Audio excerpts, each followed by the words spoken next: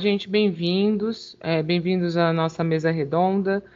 Antes de dar início a esse debate, eu sou a Natália, eu sou aqui da TechSoup Brasil, junto com o Vitor Silva. Nós trabalhamos na TechSoup Brasil e a gente gostaria de apresentar o nosso novo projeto que está saindo do forno hoje, que está sendo o lançamento, é a HiveMind. Pode passar, Vitor.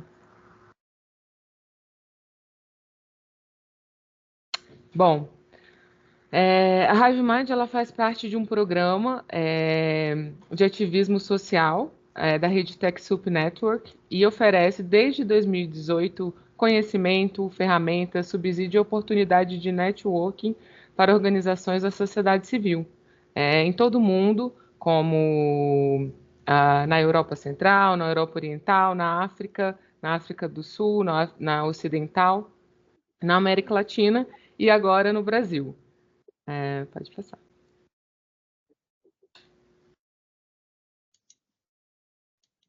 Então, por que a HiveMind? Então, HiveMind faz alusão ao termo, né, se a gente for traduzir literalmente, mente de colmeia.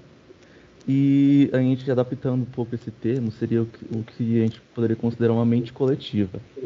Porque a HiveMind é, de fato, um espaço colaborativo, onde há ali a reunião entre profissionais de organizações do terceiro setor, ativistas e educadores de diversas partes do mundo.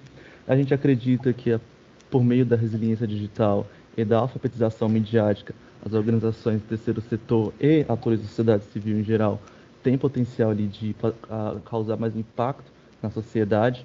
Então, o objetivo da HiveMind é capacitar indivíduos e organizações a identificar, entender e combater a desinformação de maneira eficaz, né, que é, no caso, o foco desse projeto, combater a desinformação e, com isso, criar narrativas positivas que possam ali, ampliar o alcance, o impacto das organizações e as suas missões. Bom, a HiveMind, ela tem como foco a resiliência digital. A HiveMind, ela tem como foco a resiliência digital. Gente, gostaria de pedir para desligar o microfone, quem puder me ajudar. E os pilares da HiveMind é o combate à desinformação, a segurança digital, narrativa positiva, alfabetização midiática e campanha online.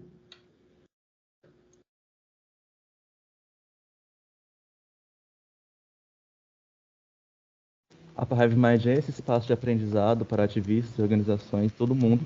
Por meio dela, a gente quer gerar aumento no nível de habilidades de alfabetização midiática, apresentar metodologias e materiais educacionais.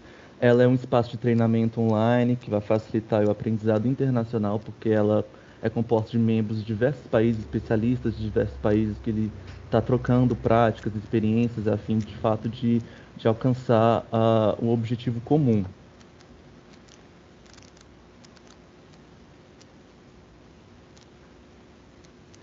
Bom, E os... pode ir. Então, a HiveMind hoje, ela tem mais de 47 mil visitantes, né, de 180 países. São mais de 5 mil de usuários registrados na plataforma. Nós temos mais de 1.000 registros em eventos online, porque aqui na HiveMind a gente vai sediar eventos online de forma a impulsionar o senso de comunidade entre os membros. E nós temos hoje 12 parceiros. Nós somos um novo parceiro aqui no Brasil, a TechSoup, mas temos mais 11 parceiros aí nessa rede global. A nossa premissa é pense globalmente e haja localmente, né? Por meio dessa comunidade de práticas internacional, esse compartilhamento de práticas recomendadas, experiências internacionais, a gente toca a comunidade, né? Por meio de especialistas aqui, parceiros da HiveMind, a gente faz essa adaptação dos recursos e faz a escolha de conteúdos que são relevantes localmente no contexto ali qual a plataforma está inserida. Por exemplo, aqui no Brasil, a gente teve a parceria do Pedro aqui, por exemplo, que ele fez a adaptação de alguns recursos, alguns cursos, para que eles se tornem relevantes localmente para a realidade brasileira.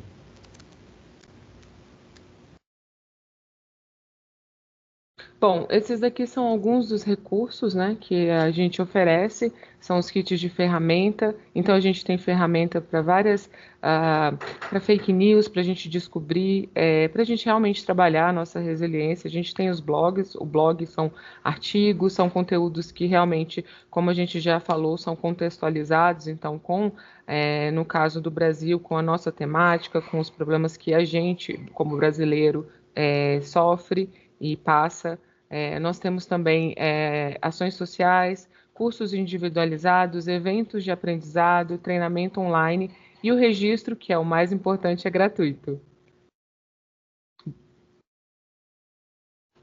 E hoje, pode passar, Vitor. Hoje, na nossa plataforma, estamos oferecendo 2 cursos. Eu não vou falar tudo, mas a gente tem 2 cursos. O primeiro é Combate à Desinformação, e o segundo é Narrativas Positivas. São todos gratuitos. Você pode fazer, você tem a sua trilha, você faz ele individualizado, você tem materiais ali muito ricos e todos num contexto brasileiro. Então, eu convido vocês, se ainda não viram, pode passar, Vitor, por favor.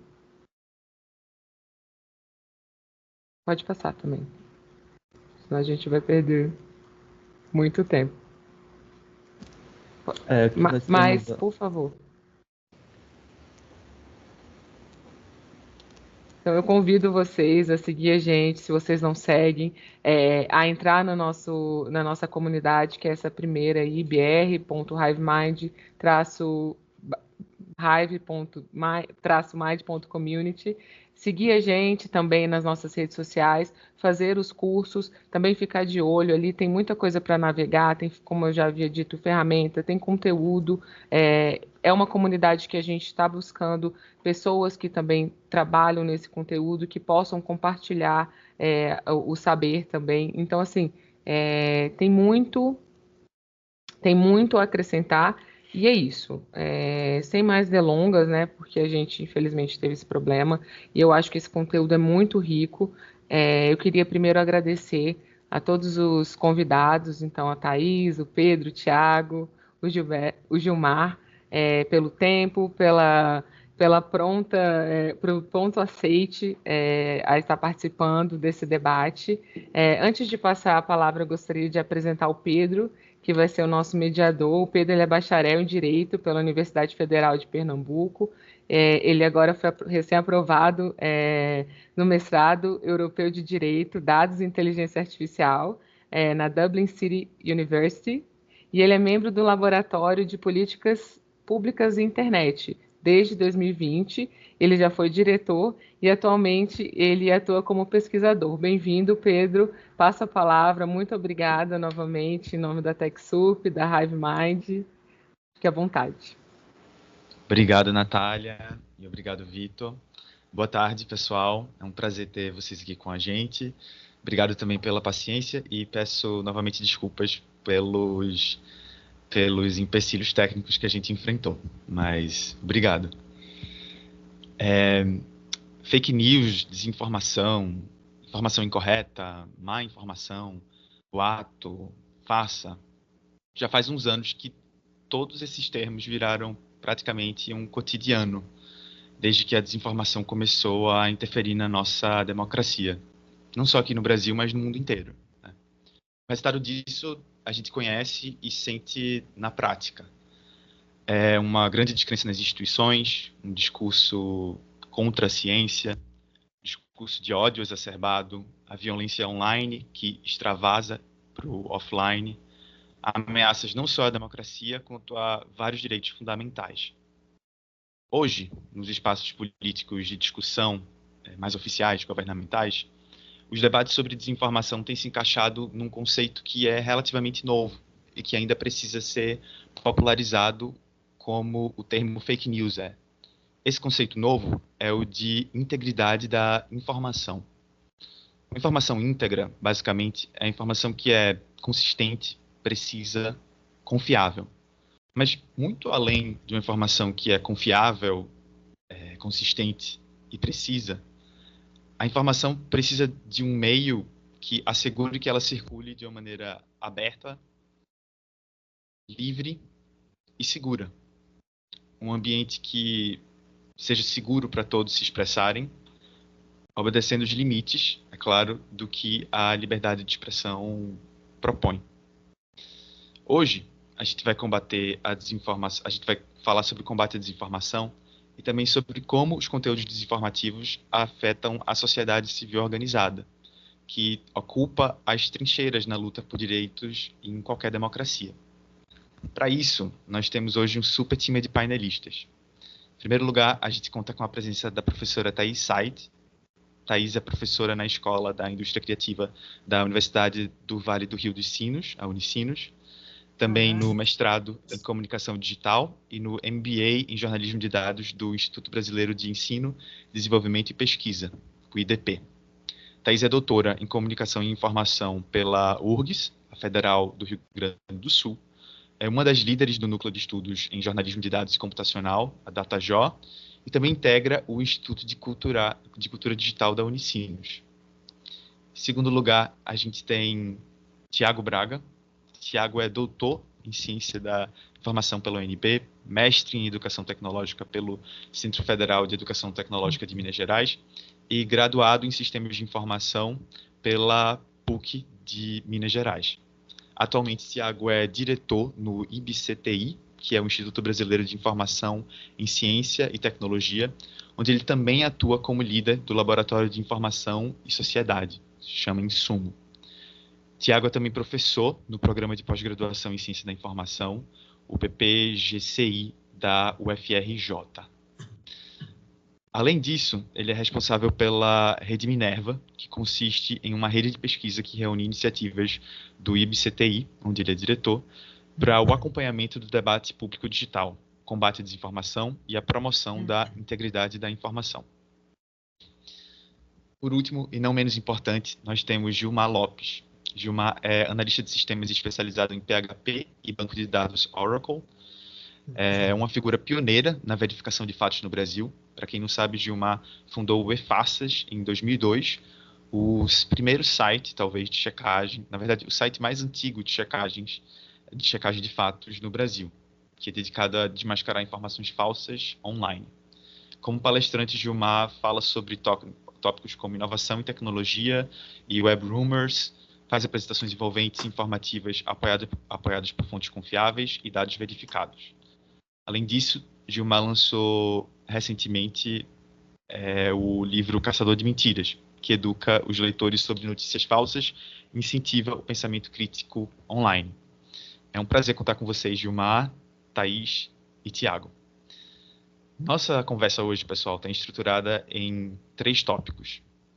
No primeiro tópico, nós vamos escutar nossos painelistas sobre uma exposição mais geral de como eles veem as tendências no combate à desinformação. Cada um deles vem de experiências diversas, específicas, e em seguida nós vamos conversar um pouco mais sobre como a desinformação afeta as organizações da sociedade civil. A gente termina o papo de hoje com uma conversa sobre estratégias para combate à desinformação. Então, sem mais delongas, porque também o nosso tempo é curto, queria pedir para a professora Thais, primeiramente, compartilhar um panorama sobre como ela vê as tendências ao combate à desinformação hoje no Brasil. O tempo de fala para cada um de nós é 5, 6 minutos, então, se possível, passem no máximo 1 minutinho, porque a gente está com o tempo bem enxuto. Obrigado, professora Thais, é com você. Obrigada, Pedro. Obrigada a todos aí que organizaram, né, pelo convite. Tá debatendo com colegas aí tão qualificados. Sempre a gente sai com mais coisas, né, para pensar. Eu acredito que eu não vou falar os 5 minutos, sendo bem transparente aqui, já que eu trabalho com transparência pública. Eu sou do Rio Grande do Sul, né? Eu estou no Rio Grande do Sul. Estou no meio de um projeto de combate à desinformação desencadeado diante, né, da crise que a gente vem enfrentando todo mês de maio, né, e já atravessa junho aqui no Rio Grande do Sul. Então, honestamente, eu não preparei, né, uma apresentação ou qualquer coisa que o valha, e vou falar muito mais, então, da experiência, né, que a gente tem tido nesse projeto e consequentemente da minha experiência, né? Venho trabalhando nesse tema da desinformação, como o Pedro apresentou ali desde o doutorado, né?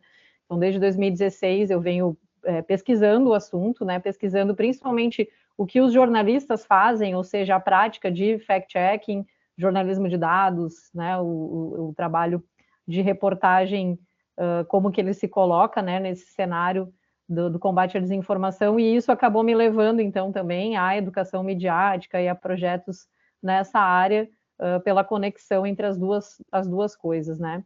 E, então, falando de tendências, assim, né, acho que eu estou no meio de uma situação em que a gente ri de nervoso, como eu falo, né, porque não bastasse a crise climática, tem a crise da desinformação que vem em cima, né?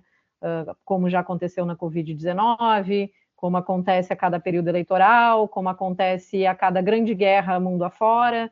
Então, né, para a gente pensar que também é uma discussão global, não é um problema do Rio Grande do Sul, nem do Brasil, né, é uma discussão global, como que a desinformação hoje atravessa todas as decisões que a gente toma no dia a dia, porque ela está muito associada a esse consumo midiático, e por isso a educação midiática é tão importante, né? Esse consumo midiático no ambiente digital. Então, não é só, a gente associa muito a desinformação à disputa política, à polarização, às narrativas políticas, que é também um dos problemas, mas ela está em todas as esferas, né? No consumo, nas decisões cotidianas mesmo, né? De ir até um serviço ou não ir, né? Então, eu acho que esse momento aqui do Rio Grande do Sul, ele ilustra bastante isso, né? Enquanto tem uma necessidade muito grande de informação e uma procura de informação para como se socorrer quando chega a enchente, quando a gente recebe um alerta para sair de casa, existe uma poluição dessa informação circulando e agravando essa crise, porque deixa as pessoas ainda mais desnorteadas, ainda mais perdidas sobre como fazer para ficar seguras, né, para tentar amenizar esses problemas. Isso passa desde o socorro imediato, né, no exemplo aqui das enchentes que a gente passou, né, todo esse mês de maio e já atravessa junho, desde o socorro imediato, né, de onde que eu posso me abrigar, como que eu posso procurar ajuda, até o que vem depois, né, todas as políticas que foram anunciadas, que vêm sendo alvo de ataques. Então,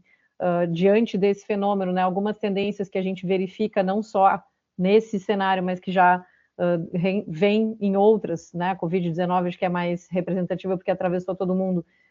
Políticas públicas são atacadas, né? Então a gente tem um desserviço quando se fala de desinformação, a gente tem principalmente um desserviço, né? Existe uma certa perseguição, assim, algumas tomadas de decisão mesmo, né? De orientação com relação a serviços públicos.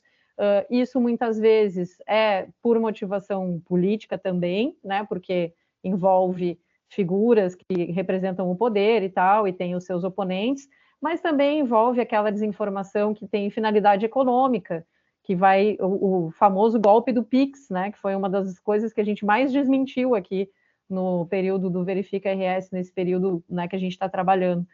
Então, são várias as finalidades. E tudo isso é atravessado por plataformas digitais. Então, não tem como, não é que a internet criou a desinformação ou que as plataformas criaram a desinformação.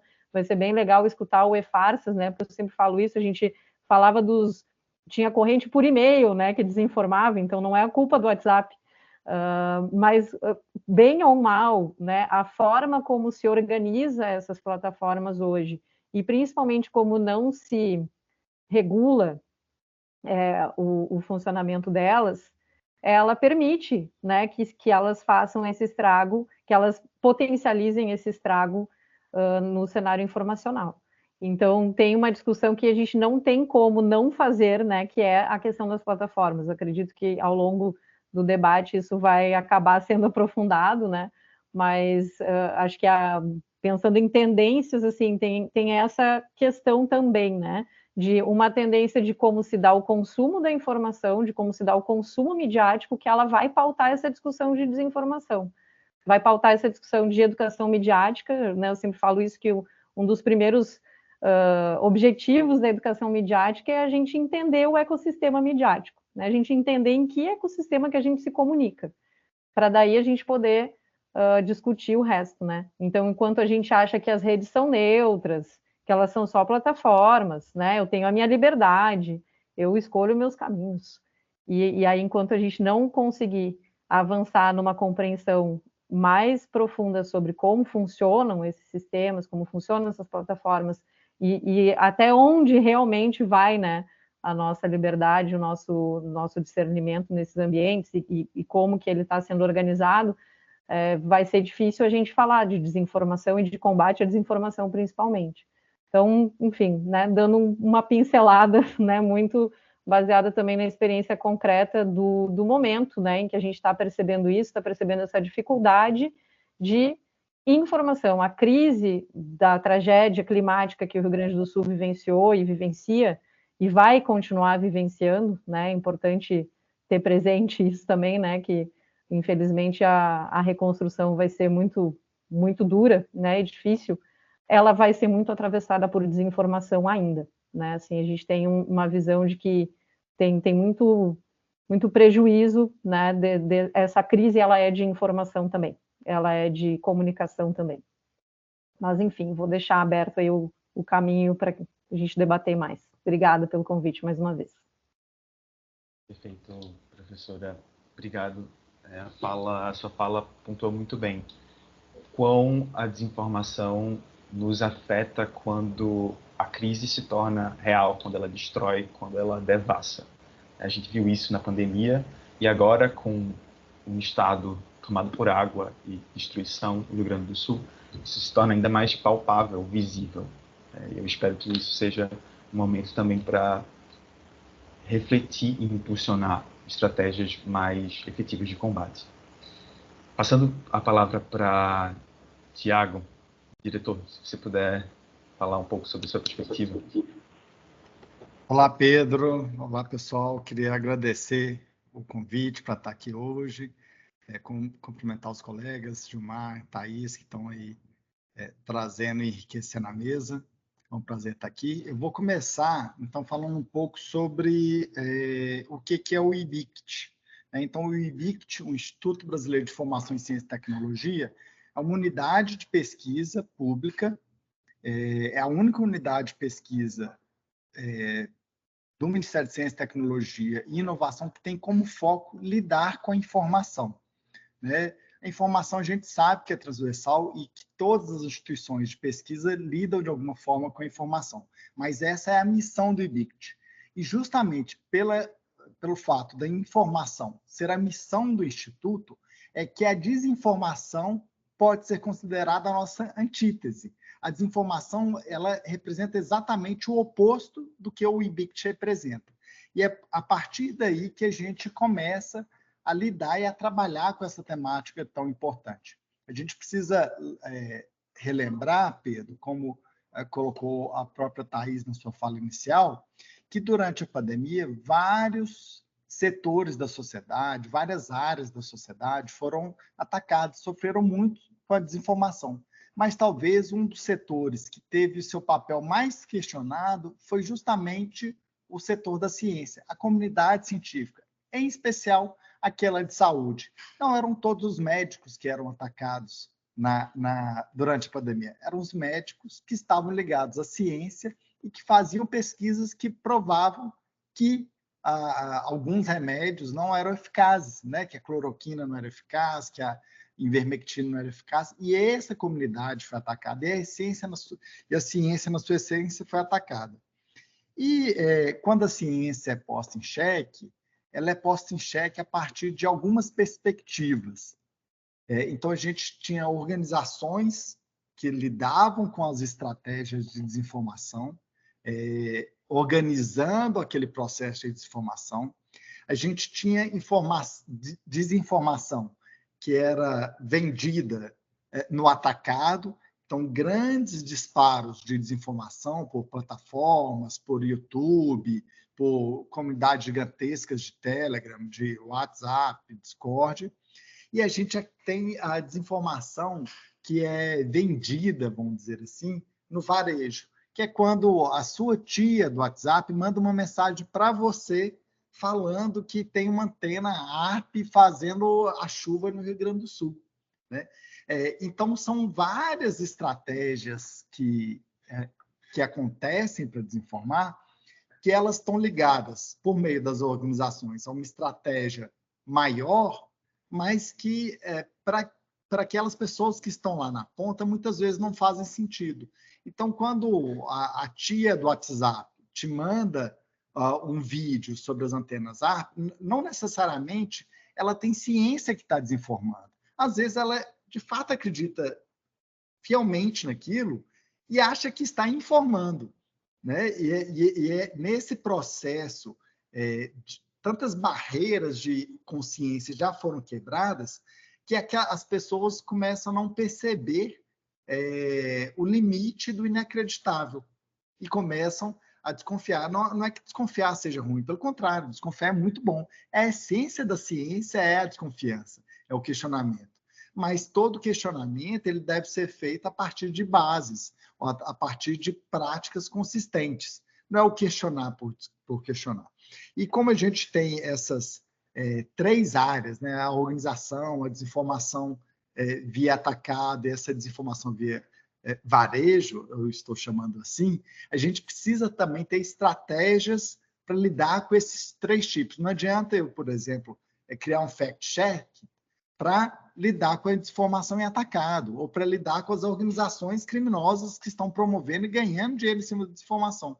Como também não adianta eu colocar a Polícia Federal para ir investigar uma pessoa que compartilhou um conteúdo via WhatsApp. As coisas precisam ter as suas proporcionalidades e precisam atingir ou mirar as estratégias que estão sendo usadas. E justamente por essa compreensão de que é necessário entender todo esse processo, é que o IBICT, juntamente com o CNPq, a CAPES, a FINEP e o IPEA, assinou agora no dia 30 de abril um protocolo de intenções, que a gente está chamando de poliedro da ciência, no combate à desinformação, mas um protocolo de intenções dessas 5 instituições que criam um mecanismo e criam uma rede que lida com, que coloca a ciência na vanguarda ou à frente desse processo de combater a desinformação. Porque se a ciência é a principal instituição questionada, instituição não, né? Mas a principal área questionada, e é a ciência quem possui os métodos e as ferramentas para lidar com a desinformação, a ciência lida com a desinformação desde que a ciência foi criada, né? Porque ela justamente estabelece os métodos científicos para garantir que aquela informação seja íntegra, que aquela informação ela possui requisitos necessários para ser validada pela comunidade. Então, se a ciência tem esses instrumentais, nada mais justo do que a ciência também se colocar à frente nesse processo. E aí a gente chama esse poliedro da ciência, que no caso do IBICT, a gente culmina com a criação da Rede Minerva. Eu acho que eu passei os 5 minutos já, né, Pedro? Então, lhe devolvo a palavra. Perfeito, muito obrigado por, inclusive, estar atento ao tempo, professor. Gostei muito da sua analogia entre desinformação de atacado e varejo. Acho que é perfeita para ilustrar o quão desafiador é o combate à desinformação, porque a gente tem que saber mirar nos atores e combater a desinformação sistemicamente. Além disso, você falou que desconfiar é bom, e tem uma anedota para contar sobre isso, mas eu falo mais no fim, se a gente tiver mais tempo. Então, eu vou passar já a palavra para Gilmar. Olá, boa tarde. Obrigado pelo convite aí. Depois de as pessoas aí falando, eu fiquei até sem jeito agora de falar. Bom, o eFarsas começou como um hobby, né, em 2002, para ficar desmentindo aquelas correntezinhas que a gente recebia por e-mail, aquele fantasma do corredor, aquelas coisas. E acabou virando a minha segunda profissão aqui. Então, acabei estreando uma forma de trabalho que não existia ainda, que é o checador de fatos, né? Agora deram esse nome. Então, estou firme aí. Agora a gente está com uma parceria com o TSE de alguns anos para cá. A gente trabalha numa força-tarefa, juntamente aí com o TSE, para, na época da eleição ali, a gente desmentir a desinformação que rola aí a respeito das eleições, das urnas eletrônicas e tudo mais, né? Bom, a gente está passando por algumas transformações, né, em relação à forma e à quantidade de informação que circula pela rede, e juntamente com essa avalanche de dados, muita desinformação surge todos os dias, de todos os lugares, aí seja via Instagram, Twitter, ou aquele grupinho do Zap da família. Todo momento a gente é bombardeado com denúncias, notícias, desinformação em forma de opinião, falsas acusações e etc. E isso tudo vem com uma roupagem de notícia, né? Como se tivesse saído da redação de um jornal. Mas é praticamente impossível a gente filtrar tudo que a gente recebe. Então, eu acredito que assim, o senso de pertencimento, né? A pessoa que está num grupo do WhatsApp que fala sobre a Terra plana, a pessoa se sente acolhida naquele grupo porque ela pensa dessa forma, né? E aí tudo que ela recebe ali, ela passa adiante achando, como o Thiago falou, achando que está informando, né? Então, eu acho assim que uma das formas da gente combater a desinformação é a informação, né? Ou seja, a educação. Então, desde o ensino fundamental nas escolas e também em casa, né, as crianças já deveriam ser preparadas para o pensamento crítico, deveriam aprender como checar uma informação, como procurar fontes seguras para se informar, né? É difícil, mas eu acho que deveria ser um pré-requisito aí na parte da criação, desde as crianças, né, tanto em casa como na escola. Para isso, eu tenho ajudado com uma gotinha de água nesse incêndio. Eu faço palestras, né, em escolas, em faculdades, universidades, sobre como a gente faz para identificar fake news, e eu acredito que isso é só uma das pontinhas ali para ser coberta, né? Ainda tem muito para se fazer em todas as áreas. Nas empresas, por exemplo, né, os funcionários deveriam aprender a não disseminar a notícia não verificada, né, para evitar aqueles conflitos futuros, né, e até crises institucionais. Aqui perto, aqui na minha região, a gente tinha um mini shop que ele acabou fechando por causa de um boato. Começaram a espalhar uma notícia de que aquele shopping ia fechar. E ele acabou fechando, porque as pessoas pararam de visitar aquele shopping, porque ele ia fechar. E ele acabou fechando. Bom, outra forma, né, que a gente imagina seria uma criação de campanhas, né, do governo na TV, no rádio, jornais, de conscientização sobre o perigo da desinformação, né? E aí, como a gente já falou aqui, o desafio maior é tentar frear a propagação de informação inverídica na web, sem esbarrar na liberdade de expressão, né? Isso é uma grande dificuldade que todo mundo tem, né? As redes sociais, a gente conhece, né? A gente já sabe que elas são as maiores aí, responsáveis, digamos assim, pela disseminação, né? De desinformação.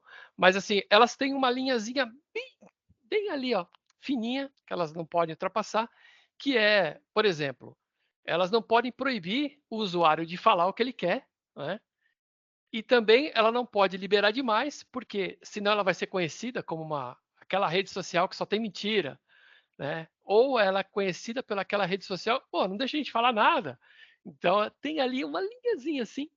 E já foram tentadas algumas ferramentas, né? Por exemplo, o Facebook já trabalhou com algoritmos 100% automatizados para tentar identificar notícia falsa, já tentou parcerias, né, com algumas agências de checagens, mas eu acredito que uma das formas que as redes sociais vão poder adotar seria um híbrido, né, entre alguns algoritmos, até com inteligência artificial, algumas coisas nesse sentido, e com a curadoria humana. Ninguém vai conseguir cobrir tudo, mas eu acredito que ainda o ser humano ainda vai ter que estar por trás aí para tentar frear um pouquinho e sem bloquear, né? Sem bloquear o que o usuário disse. Eu acredito que uma daquelas formas que, por exemplo, o Facebook adotou, que é colocar uma informação embaixo, né? Dizendo, ó, essa informação não é bem confiável por causa disso, disso, isso. Mas deixar lá, né? A postagem para o usuário também não ser bloqueado, né? Bom, essa é uma das ideias, e eu espero que a gente vá conversar mais sobre isso aqui ao decorrer da nossa conversa. Obrigado, Gilmar. É bom te ouvir como criador do site mais antigo de checagem do Brasil. De fato, é uma linha muito tênue entre regular e mediar a circulação do discurso, porque é um dos direitos fundamentais, acho que mais essenciais ao bom fluxo da democracia, o direito à liberdade de expressão. Mas como nenhum direito, ele é absoluto. Então, lidar com a grande potencialização que as redes sociais trazem para esse direito específico é algo que exige realmente muitos freios e contrapesos, exige muita inteligência estratégica e regulatória. Não é à toa que até hoje a gente está travado em termos de regulação, pelo menos, né? Nosso projeto de lei 2630, que reunia vários projetos de lei para regular o combate à desinformação, acabou se tornando um projeto maior que visava a regulação das plataformas digitais como um todo, acabou que está travado agora no Congresso, sem força política. Mas o desafio segue e as estratégias para combate à desinformação também, além das regulatórias, né? A gente tem várias outras maneiras, como é muito bem pontuado por vocês, a educação midiática é chave para isso. Encerrando agora esse bloco, eu queria que a gente agora passasse a conversar um pouco mais sobre o papel da sociedade civil organizada no combate contra a desinformação.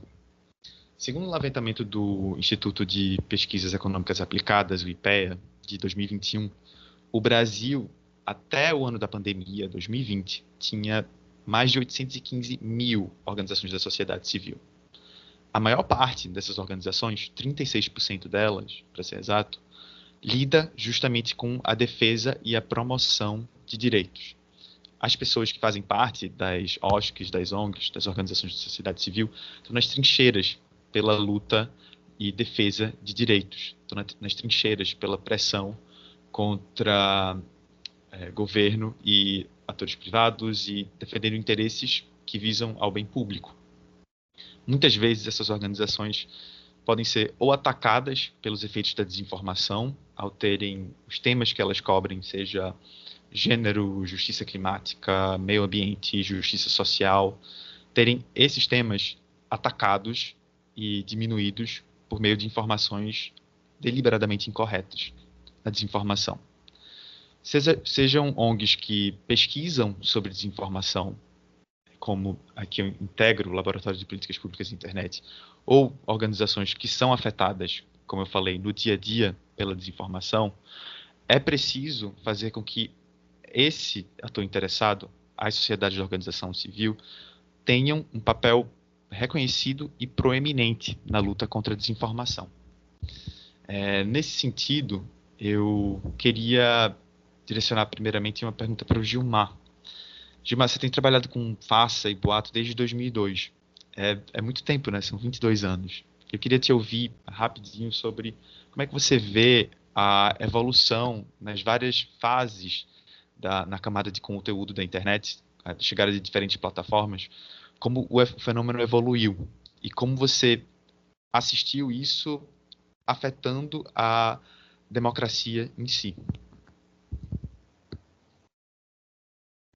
Como eu falei, né? No começo lá era tudo meio que romântico, né? Aquelas mentirinhas mais ingênuas, né? O fantasma no corredor, o disco voador assustando moradores lá no interior, nessas coisas, né?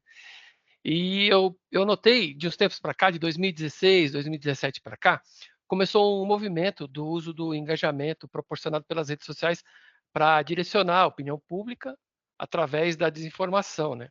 Alguns temas aí como saúde, política, crenças, né, passaram a pautar as discussões online e isso criou uma falsa sensação de que tem apenas dois lados, né, que é o nós contra eles. Olha só, a gente é bonzinho e eles, olha o que eles estão fazendo. E não existe só dois lados, mas enfim, criou-se essa ideia de que existem apenas dois lados, né? E, paralelo a isso, se descobriu uma fonte inesgotável de monetização. As fake news geram lucro, geram muito lucro. seja ela em forma direta, como a recompensa monetária de vídeos, né, de sujeito que fica gritando lá sobre a forma da Terra, seja ela de forma ou de forma indireta, né, como por exemplo, troca de favores. O sujeito fala assim, ó, eu vou me aliar agora a você, falando mal do seu adversário político, e depois a gente combina aí um cargo se você for eleito, ou você me dá uma secretaria, sei lá, alguma coisa assim, né? Bom, aí de lá para cá também eu tenho notado que o sistema, né, o sistema como um todo, a internet como um todo, né, através de suas plataformas, suas redes sociais, ela criou uma forma onde quem tem menos seguidores e menos engajamento não tem o direito de pensar diferente, né, de questionar, de apresentar argumentos contraditórios, né, contrários e tal. Não tem mais espaço para o contraditório, né, para quem apresenta os fatos e tal, né? Tanto é que se a gente chegar com, olha, tá aqui esse estudo científico aqui, ó, que provou, que o pessoal fala, que isso? É melhor acreditar aqui na minha tia, que ela falou que ela tomou lá o leite de alpiste e ficou curada daquela doença, né? Eu até brinco na minha palestra que eu não sabia que alpiste dava leite, mas enfim, isso circula na internet dizendo que o leite de alpiste cura diversas doenças aí e tal.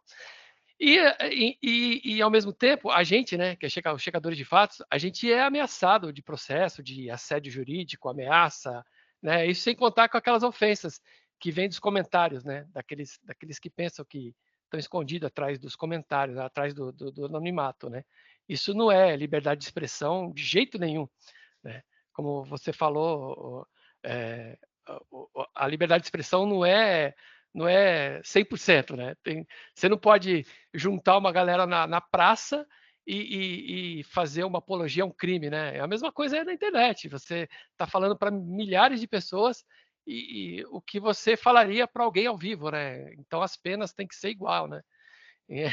Dá muito trabalho desmentir essas coisas que circulam pela internet, viu? Mas a gente está firme aí e espero que a quantidade de desinformação, eu sei que ela não vai diminuir, mas que a gente consiga se armar melhor e mais rápido, né, para desmentir essas histórias aí que circulam na internet.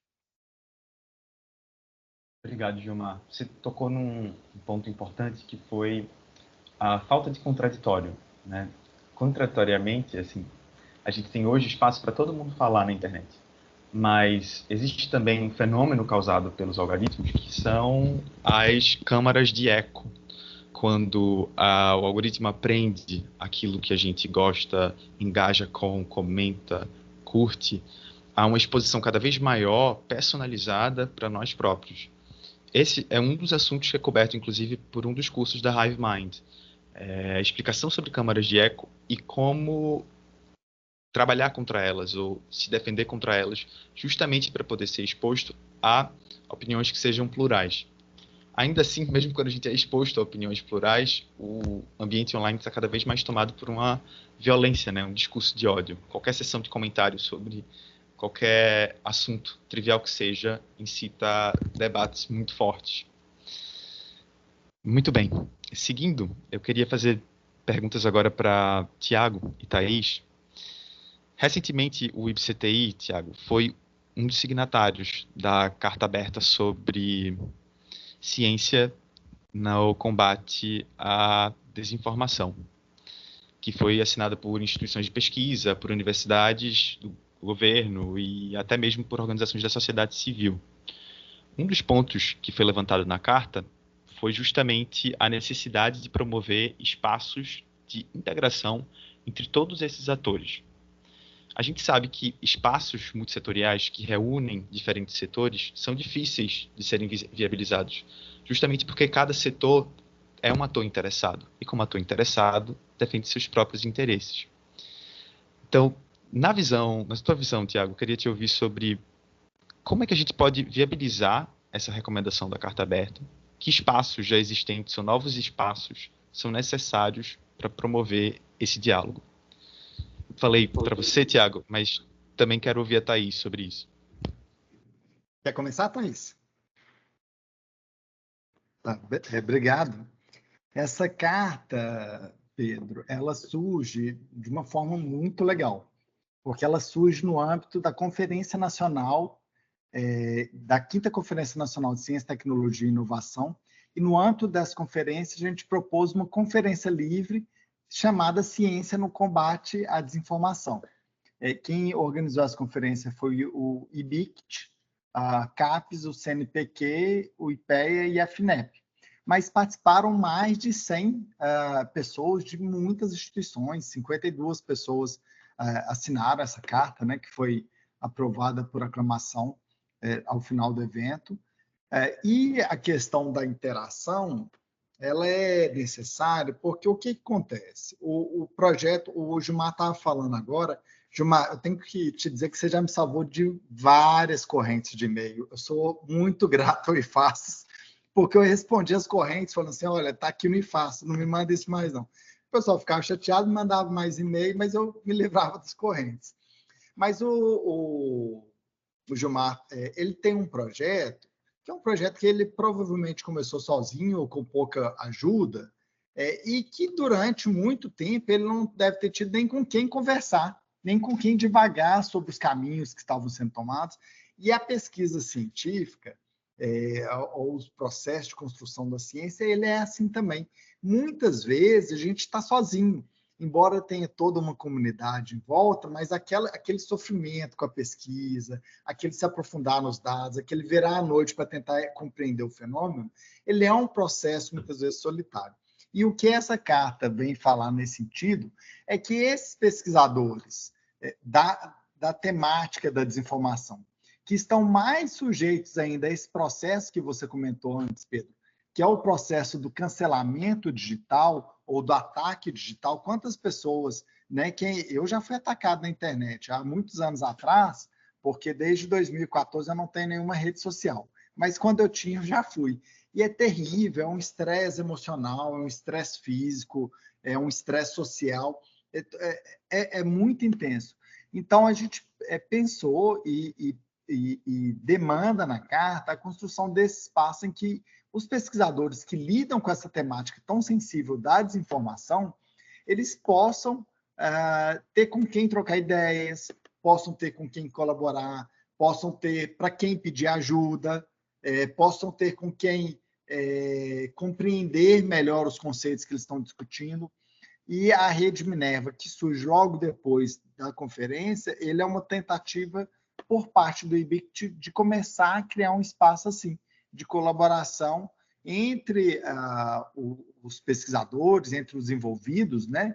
Eu falo pesquisador, mas nem sempre são pesquisadores estricto sensu, acadêmicos, né? Muitas pessoas elas se tornam pesquisadoras dessa temática a partir de suas vivências, não necessariamente ligadas a um título acadêmico, né? Uma coisa assim.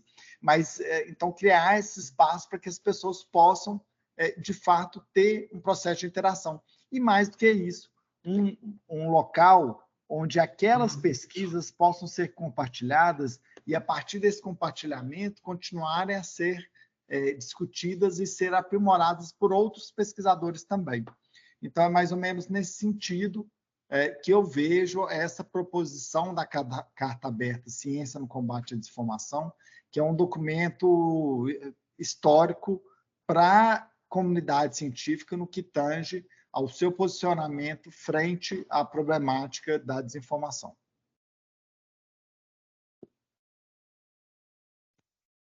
Obrigado, professor. Professora?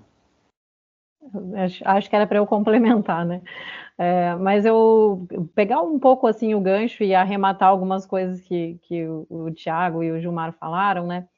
A ciência, assim como o jornalismo, no combate à desinformação, e eu estou nas duas frentes, né? Porque eu tenho uma vida dupla, né, tenho atuação como jornalista ainda profissional e em paralelo, né, atuo na academia. Ambos sofrem de uma descredibilização das campanhas desinformativas como fontes. Então, a gente tem um problema que é esse questionamento às fontes de referência. Então, toda vez que a gente remete, quando a gente vai lá desfazer uma farsa, né, o que o Gilmar é pós-graduado em fazer isso, a gente remete a uma metodologia, a uma confirmação, uma fonte fundamentada, que fatalmente muitas vezes vai ser da ciência, né? E aí, então começa a bagunçar esse ecossistema. Então acho que a gente realmente precisa de redes, né, de iniciativas como essa que o Thiago apresentou, e existem outras, né? Tem a Rede Nacional de Combate à Desinformação, né, vários de nós aqui também somos membros, enfim, e outras mobilizações nesse sentido, porque tá precisando criar essa frente ampla mesmo, né, de a gente conseguir conversar juntos e de uma forma mais uníssona também. Porque, falando daí do jornalismo, quando eu começo, o Thiago falava ali, eu estava refletindo sobre o meu processo acadêmico, né? Quando eu comecei a fazer pesquisa sobre fact-checking, eu conversava com colegas jornalistas e pesquisadores, e até professores, né, sobre o meu tema de pesquisa, e era 2016, não é tão longínquo assim, né? Mas eles ficavam com um ponto de interrogação na cabeça, né? Não achava que fazia muito sentido esse negócio, porque afinal de contas o jornalismo já não tem que verificar para fazer uma peça jornalística, já não tem que verificar. Então não tinha ainda assim aparecido, né, o monstro de que sim, claro, o jornalismo faz parte, né, dos elementos do jornalismo, a verificação na sua metodologia, na nossa metodologia de trabalho faz parte essa verificação, mas o ecossistema de mídia hoje funciona de uma outra maneira. Então, circulam informações, né, de outras fontes que se confundem com essas fontes jornalísticas, como o Gilmar trouxe um pouco antes, e que daí agora fica muito difícil a gente atribuir essa credibilidade de fonte. E vale o mesmo para a ciência, por tantos porta-vozes aí que desinformam e que se apresentam como cientistas também, né, pseudocientistas. Então, a gente tem uma certa dificuldade nesse sentido. Eu acredito que essa articulação ela é bem importante, né? Essa articulação dessas frentes, dessas redes, ela é bem importante para a gente conseguir fazer essa frente, né? Eu queria só pegar então, rapidamente ainda sobre isso das fontes e aí das associações, da sociedade civil, tudo isso que foi debatido até agora. A gente tinha primeiro, então, lá nos primórdios do fact-checking ou das farsas virtuais ali, essa ideia de que os conteúdos, eles se disfarçam de notícia, eles parecem notícia e aí eles ganham credibilidade. Hoje, o questionamento que a gente recebe em projetos como o Verifica ali, é que, eu vou acreditar em vocês aí da imprensa que editam, que trabalham com os conteúdos e tal, ou no fulaninho lá que está ao vivo com o celular ligado me mostrando o que está acontecendo. Então, houve uma inversão dessa ideia do conteúdo. Então, muitas vezes o próprio jornalismo, ele que tem que imitar essa linguagem, né, para poder ganhar alguma credibilidade, porque inverteu essa lógica. Enquanto que a gente precisa compreender exatamente como que se produz uma informação. Por que o jornalista não está com o vídeo ligado ao vivo o tempo todo falando as coisas? Porque ele vai consultar outras fontes, ele vai cruzar as informações, ele vai apurar, ele vai buscar saber mais antes de trazer. Não é porque ele está manipulando deliberadamente com más intenções, ou enfim, toda essa coisa, né, de que a mídia, né, e claro que eu não estou dizendo que não tem problemas, que não tem erros, mas erro jornalístico, erro de apuração é uma coisa, e a gente manipular a informação é outra completamente diferente, inclusive infringindo o código de ética da profissão. Então, tem nuances, assim, né, dessa mudança da referência de fonte e essa oportunidade que o Gilmar fala, né, de uma empresa ser um ambiente de formação. Acho que a gente fala de educação midiática e remete à educação básica, que, sem dúvida, é uma frente importantíssima, né, de a gente atuar na educação básica, mas também no ambiente profissional, as empresas são ambientes de educação. Por que não falar de educação midiática nas empresas? Por que não falar nas organizações da sociedade civil? Por que não falar no serviço público? Aqui, vou de novo trazer o concreto, né? A gente teve uma evacuação de um bairro porque pessoas do Exército acreditaram numa desinformação sobre o rompimento de um dique e mobilizaram o bairro para evacuar, para, sabe, sair fora. E era uma desinformação, né? Era um boato de WhatsApp.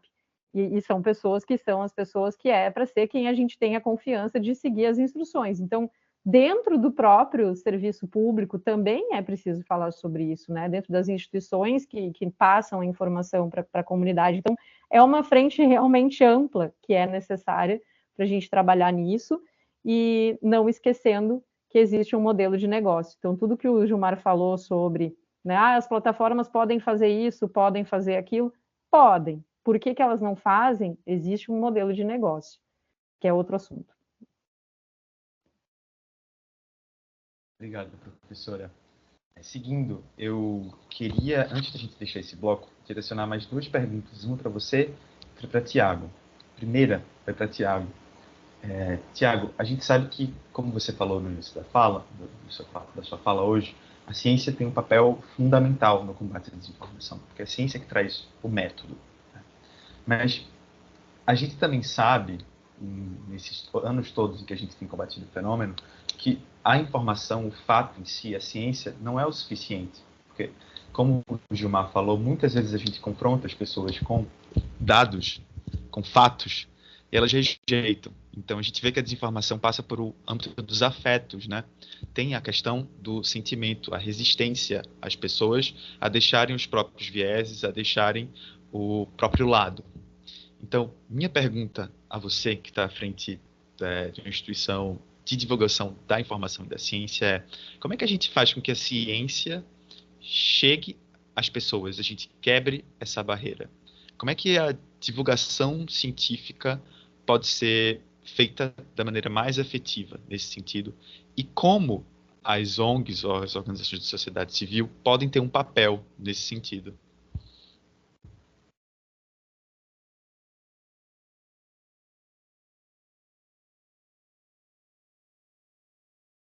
Tiago, você está no mudo, eu acho.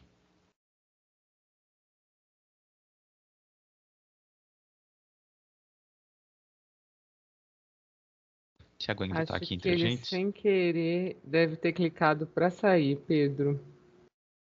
Tá. Enquanto a gente espera o Tiago, acho que eu posso ir fazendo a pergunta para Thaís. Tudo bem, Thaís? Opa, ele acabou de voltar.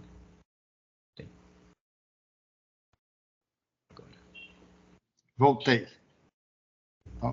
Tá funcionando agora, né? Obrigado.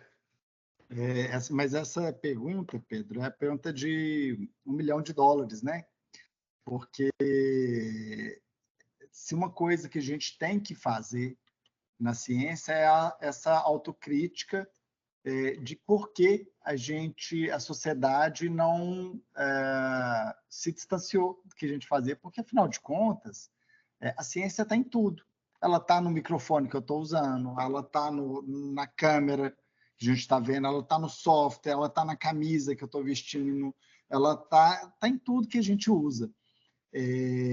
Durante a pandemia, a gente teve uma pessoa da comunidade científica que tiveram várias pessoas, né? Eu vou citar o caso de um, que chamava Ashley Amarindo. Ainda bem que tínhamos o Ashley Amarindo conseguindo traduzir aqueles conhecimentos sobre a Covid para uma quantidade enorme de pessoas. E aqui no IBICT a gente acredita muito nesse processo de divulgação científica. Um dos projetos que a gente tem agora é o SciTubers, de youtubers da ciência, né? E a proposta é que alunos do ensino médio, de graduação, eles sejam capacitados a criarem vídeos de divulgação científica com os conhecimentos que eles aprendem na escola, que eles aprendem na faculdade, para que possa, quando receber uma microsegmentação de fake news no grupo do WhatsApp da rua, usando a mesma linguagem da rua que ele mora, né? Criar um vídeo que contraponha aquela desinformação a partir do conhecimento que a pessoa já tem, para que aquilo não se amplie. Mas aí eu preciso ressaltar uma coisa. Eu estava ouvindo a fala da Thaís, e a divulgação científica, esse combate à desinformação que a gente pensa, a Thaís falou assim, temos que formar também as pessoas que estão nas instituições públicas. Claro que elas são parte da sociedade, né? A gente tem uma sociedade hoje que ela está representada nas instituições públicas, nas ONGs, nas escolas, no bairro. Então, eventualmente, uma fake news ou uma fake science, né, que é a desinformação sobre a ciência, ela vai atingir todos esses públicos. Mas esse combate à desinformação, essa formação midiática, ela resolve uma parte do problema, que é aquela parte da desinformação que eu chamei de varejo. A pessoa não acreditar em tudo que ela ouve.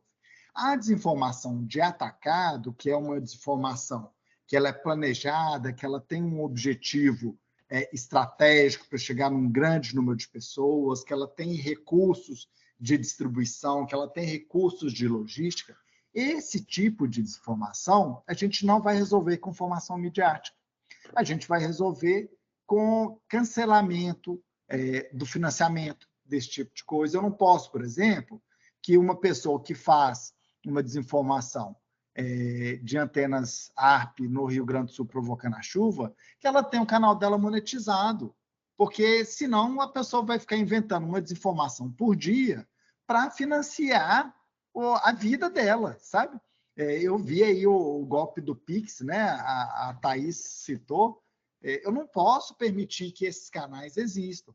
E mais, se a pessoa sabe que aquilo é uma desinformação e se ela continua promovendo aquilo, e essa desinformação causa um óbito, ou causa uma perda financeira para alguém, ou causa uma destruição de patrimônio, essa pessoa tem que ser responsabilizada também, sabe?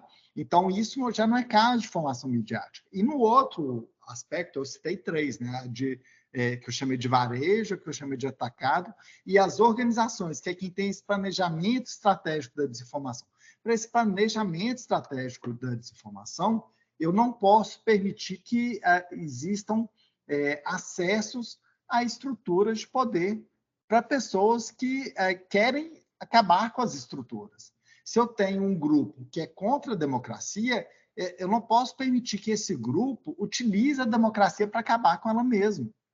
Se eu tenho uma estrutura que ela forçosamente quer corromper as instituições, eu não posso permitir que essa estrutura entre nas instituições. Então, isso é outra prática. Mas da questão da divulgação científica, sim, eu acho que é primordial, Pedro. Eu gostei muito da sua pergunta. O IBIC está com o projeto de SciTubers. Semana passada, a gente teve, junto com o Ministério de Ciência, Tecnologia e Inovação, com a Juana, que é a diretora de popularização da ciência, e há uma perspectiva desse projeto entrar no Mais Ciência na Escola, como uma das possibilidades. E com relação à sociedade civil, ela é parte integrante desse processo, porque, veja bem, o Estado, por mais que ele tenha capilaridade, ele não consegue perceber todas as linguagens, todas as nuances. Então, a Thaís agora está no Sul. Quem está percebendo o que a pessoa está vivendo no dia a dia é a Thaís, que está lá, que eventualmente ela é professora também, mas ela é parte da sociedade civil. Quem sabe como as pessoas estão reagindo a uma determinada faça é o Gilmar, que está vivendo aquilo no dia a dia, que está trabalhando com aquilo no dia a dia. Então, essa sociedade civil ela é parte integrante da solução e, na minha perspectiva, e a participação na Conferência Livre de Ciência no Combate à Desinformação provou isso. Na minha perspectiva, a sociedade civil tem muito a contribuir e tem muito a fornecer para esse processo contínuo que é o combate à desinformação e a busca pela integridade da informação. Desculpa o problema com o meu microfone no início da minha fala. Nenhum problema, professor. Obrigado. E agora eu queria fazer uma pergunta para a Thaís. A gente já está com o tempo um pouco avançado, então, Thaís, se você pudesse ser sucinta na resposta, eu agradeço. Thaís, eu queria te perguntar sobre acesso à informação. Recentemente, a Meta cancelou ou informou que não vai dar continuidade ao CrowdTangle. O CrowdTangle é, para quem não sabe, uma ferramenta de analytics e transparência que é essencial para jornalistas, pesquisadores, para organizações da sociedade civil poderem fazer pesquisas sobre os conteúdos que circulam nas plataformas digitais. Uma das recomendações, inclusive, da Carta Aberta sobre a ciência, que a gente falou agora há pouco, é justamente a necessidade de garantir o acesso a dados disponibilizados pelas plataformas. Isso, inclusive, ecoa o que está no documento da ONU, assinado pelo secretário-geral Antônio Guterres, do ano passado. Um documento, um policy brief que eles fizeram sobre código de conduta para a integridade da informação nas plataformas digitais. Estressa-se a necessidade de garantir o acesso a esses dados. Então, Thaís, eu queria ouvir de você por que o acesso à informação detida por as plataformas é tão relevante para a sociedade civil organizada no combate à desinformação e por que, junto com outros atores, como, na verdade, ela, junto com outros atores, pode exercer pressão para que o acesso a esses dados seja garantido pelas plataformas. Bom, vou ser sucinta, então vou deixar um monte de coisa fora. Assim, é curioso isso, né? Porque o CrowdTangle era uma ferramenta desenvolvida por desenvolvedores externos, que foi adquirida pela Meta, que agora enterra a ferramenta. Então, de novo, né? Esse ecossistema ele é complexo, por isso não dá para aprofundar muito, vou deixar só no ar aqui, né? Mas é isso, a gente precisa dessas informações, porque sem isso a gente não consegue produzir conhecimento, pensando do lado científico, né? A gente não consegue estudar aquilo que a gente não tem acesso, a gente não tem informação, a gente não tem os elementos. Como é que a gente vai estudar, inclusive questionar e propor melhorias? E aí da ciência desencadeia todo o resto, porque desencadeia também regulação, política pública, educação. A gente não tem essas informações. Só quem detém essas informações são as próprias empresas. Então fica difícil produzir conhecimento e produzir crítica também sobre aquilo que está atravessando a nossa vida como um todo. Então, assim, é muito problemático porque alguém pode argumentar, e é o que de fato se argumenta, né, do lado de lá, mas são serviços privados, são empresas privadas, plataformas privadas. Mas aí a gente vai para toda uma discussão em que a gente está questionando a corrosão da democracia a partir de ações que né, desencadeiam dentro dessas plataformas, né? E a gente tem no jornalismo, por exemplo, a gente tem um entendimento de que o jornalismo é uma profissão, é uma atividade de interesse público, ainda que ela seja exercida por empresas privadas. Então, se a gente for minimamente comparar, né, como fontes, que era o que eu estava falando ali, né, como esses lugares em que as pessoas buscam informação, se a gente for minimamente comparar, tem um problema de princípio, né, e aí dentro disso estaria também a questão da transparência. Então, para falar um pouco mesmo e deixar acontecer aí o debate, vou ficar só com esses pontos de reflexão sobre isso. Perfeito, muito obrigado pela fala. Apesar de sucinta, você colocou os pingos nos is, professor. Obrigado. Pessoal, eu acho que agora a gente pode ir para o nosso último bloco, terceiro bloco de combate à desinformação, estratégias de combate à desinformação e alfabetização midiática. Como deu para ver, não só hoje no nosso debate, mas em tudo que a gente vive em sociedade, combater a desinformação é um trabalho que é infindo, complicado, difícil, complexo. Existem várias estratégias para a gente fazer isso. De um lado, a regulação estatal, jurídica, através de leis e regulamentos, que, por sua vez, trazem várias especificidades, desde a criação de protocolos para endereçar riscos sistêmicos a direitos humanos nas plataformas, a imposição de deveres de transparência e prestação de contas para as plataformas digitais, estratégias de desmonetização de conteúdos desinformativos, né? E também investimentos em letramento digital e educação midiática, entre tantos vários outros.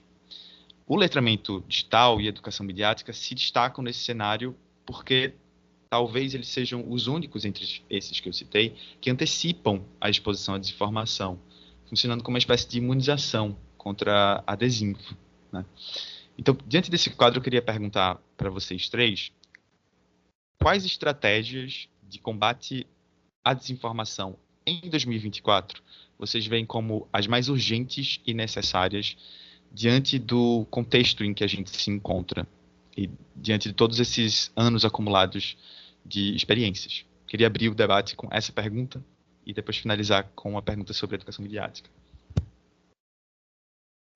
Quem de vocês quiser ir primeiro, por favor. O Twitter, né, o X agora, ele tem uma iniciativa lá que, apesar dela estar sendo meio contaminada, é uma das formas que eu achei bem interessante, que são as notas da comunidade, né? Quando você posta alguma coisa lá, o X cria ali faz um chamamento, né, para os outros usuários para ajudarem a votar se aquela informação que foi postada lá, se ela tem chance de ser verdadeira ou não, né? É uma iniciativa legal, mas assim, por si só é muito fraca, porque se tiver muita gente com certo viés votando naquela desinformação, ela acaba alavancando, né, e levando para cima aquela desinformação. Mas é uma das formas aí de participação também do público. Eu acho que é uma ideia bem bacana. E outra seria campanhas, né? Seriam a criação de campanhas, como eu já falei lá no começo, de combate à desinformação. Acho que isso deveria rolar aí no rádio, na TV, deveria rolar em tudo quanto é lugar aí, assim como era feito lá com o fim do tabagismo, né? Campanhas anti-tabagismo e tal. Acho que deveria ter alguma coisa nesse sentido também. Essas duas formas aí, acho que seria um bom começo. Obrigado, Gilmar. Tiago, Thaís? Quer começar, Thaís? Eu estou refletindo aqui, vou aproveitar o gancho, porque o Gilmar mencionou as notas da comunidade. Eu duvido muito das notas da comunidade num cenário em que a gente não tem a educação midiática, né? Então, porque é isso, assim, a comunidade está muito mal treinada para identificar a desinformação e a checagem é muito difícil, né? O trabalho do fact-checker, né? E eu aqui falando para o Gilmar isso, né? Mas é um trabalho difícil, porque, claro, tem a informação do leite de alpiste, que não precisa muito trabalho para a gente checar, mas tem desinformação muito bem elaborada, que são essas, né, organizadas, sistematizadas, estruturadas, e que tem muito alcance. Então, tipo, como que essa nota vai funcionar? A gente não vai conseguir ter esse mesmo sucesso, né? Então, tem um pouco de... É legal enquanto ideia, mas eu tenho um pouco de dúvida da efetividade. Eu acho que o fundamental é realmente educação, mas eu bato muito na tecla da regulação. Eu não estou falando de regular o que as pessoas escrevem ou deixam de escrever ou postar e tal nas redes. Estou falando de regular o negócio. Né? A gente tem que botar os pingos nos is do que essas plataformas são, que tipo de ator que elas são no ecossistema de mídia e aí as responsabilidades que elas vão ter de acordo com o ator que elas são. Porque elas dizem ser uma coisa e, na verdade, elas exercem outro tipo de papel no ecossistema. Então, acho que falar de combate à desinformação sem falar de regulação é muito complicado. E aí, só enfatizando isso, não estou falando de regulação e censura, não é sobre conteúdo, é sobre o negócio, é sobre a estrutura. Gilmar, você tem uma colocação para fazer antes de passar para o Tiago, porque ele levantou a mão? Rapidinho. É que eu queria contar um caso, você falou aí, eu lembrei de um caso que aconteceu lá no Twitter mesmo. Apareceu um vídeo de um sujeito filmando um caminhão e falando: aí, pessoal, ó, caminhão aqui parado, pessoal aqui, ó, querendo levar as doações para o Rio Grande do Sul, e o caminhão aqui, ó. E aí eu escrevi embaixo: olha, esse vídeo não prova nada, só tá vendo um caminhão parado. Ah, que é isso? Você quer duvidar de quem tá lá, não sei o quê. Aí que eu fiz, em alguns frames dá para você ver a marca, né, da empresa, dona do caminhão. E liguei para lá, entrei em contato com o saque da empresa. A empresa falou assim: não, o caminhão parou apenas por excesso de peso, automaticamente ali a balança pede para o caminhão estacionar, mas já chegou no destino, inclusive, já foi a doação, foi tudo feito. E aí eu respondi, né, para o pessoal, esse caso aí não tem nada a ver e tal. Pessoal, você quer acreditar na empresa, não quer acreditar no... Então é uma tarefa difícil mesmo, é muito difícil, muito difícil mesmo. Eu vou aproveitar esse comentário do Gilmar. Eu acho que uma das estratégias, ô Pedro, que a gente tem que multiplicar o número de pessoas que estão vinculadas à informação. Porque, veja bem, a gente tem um espaço informacional, que é o espaço onde estamos. Se eu tenho mais informação, ou seja, se a informação está ocupando mais desse espaço, a desinformação está ocupando menos. Mas o contrário também acontece. Se eu tenho mais pessoas fazendo desinformação, quer dizer que o espaço destinado à informação íntegra está menor. E o que a gente precisa, então, é ampliar as pessoas, os divulgadores científicos, e aí eu defendo muito a área, né? Essa parte da comunicação, do jornalismo, ela é muito essencial para avançar nessa compreensão de uma sociedade em que a gente tenha informação íntegra. Por que as duas principais ferramentas de desinformação talvez sejam o fake news e o fake science? Porque justamente os setores sociais que provêm a informação. né? Ou que estavam acostumados a prover informação. E é por isso que esses setores são atacados. Então, eu concordo com a postura da Thaís, de que é necessário regular, é necessário. A nossa vida toda é regulada. Quando você vai pagar um imposto, tem regulação. Quando você vai pôr seu filho para estudar numa escola, tem o regulamento da escola. Quando você vai atravessar a rua, tem o regulamento de a hora que você vai atravessar a rua, a hora que você não pode atravessar. Se está na faixa, você levanta a mão para atravessar. Então, tudo é regulado. Todos os aspectos da vida são regulados. Inclusive, as mídias sociais deveriam... Elas já possuem algum nível de regulação, né? Com o Marco Civil da Internet, com a LGPD, enfim, tem algumas regulações, mas a gente sabe que é necessário mais. Eu acho que esse é um ponto. Outro ponto que eu acho é que a gente precisa ter infraestruturas de informação capazes de compreender o que está acontecendo. Então, eu citei os tipos, né, as fontes da desinformação, que são feitas em varejo, em atacado, por organizações, mas a gente precisa ter uma infraestrutura capaz de fazer essa leitura do que está acontecendo. Porque quando a gente tem acesso à desinformação, geralmente o que a gente tem acesso é como se você estivesse no fundo do oceano e acendesse uma lanterninha. Você vê só um pedacinho daquele oceano, mas tem todo um oceano em volta de um tanto de coisa acontecendo e essas coisas estão conectadas. Então, a gente precisa de uma infraestrutura que coloque luz nesse oceano, né? Em todo esse processo.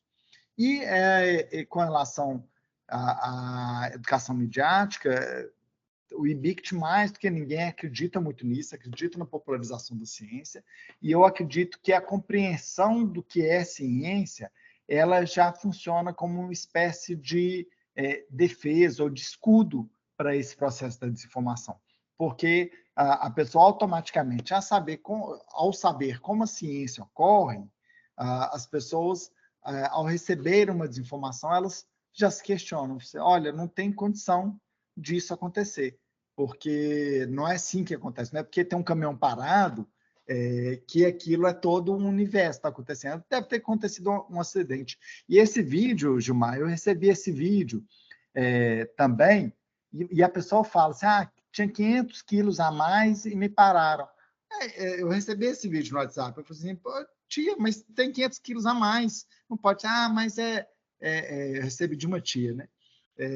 Mas está precisando, o Rio Grande do Sul está precisando. Eu falei assim, está precisando. Mas se você deixar o caminhão trafegar com excesso de peso, pode ser que esse caminhão não consiga frear no morro e pode acontecer um acidente, causar... A gente não pode, ao querer ajudar, colocar toda uma sociedade em risco, né? E isso acontece também com a desinformação.